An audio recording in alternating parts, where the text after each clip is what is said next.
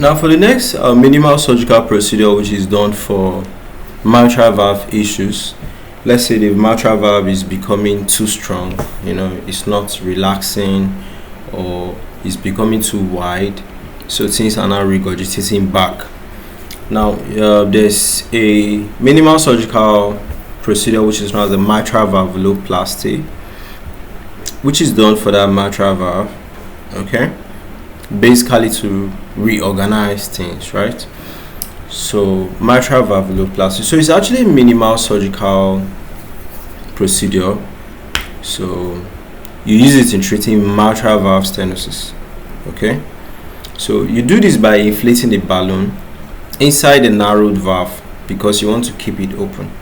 That's the valve balloon, okay? So you widen its opening, and this will improve blood flow because initially it was actually stricted up, So it's especially effective for rheumatic mitral stenosis in patients with favorable valve anatomy. So this mitral valve valvuloplasty is also known as the percutaneous mitral balloon valvuloplasty, okay, or mitral valvotomy. All right. So a catheter with a balloon is inserted through a vein.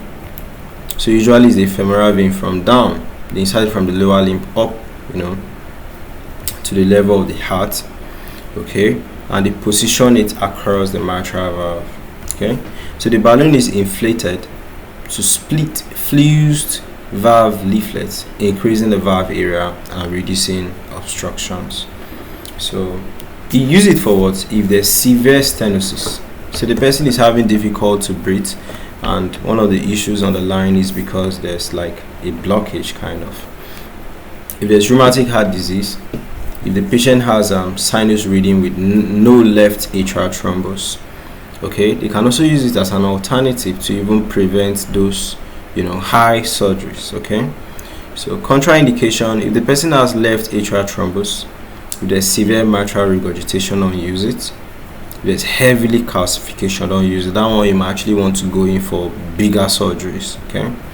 So it's kind of like, so the procedure typically takes 1 to 2 hours, and they might even discharge you within 2 days, okay.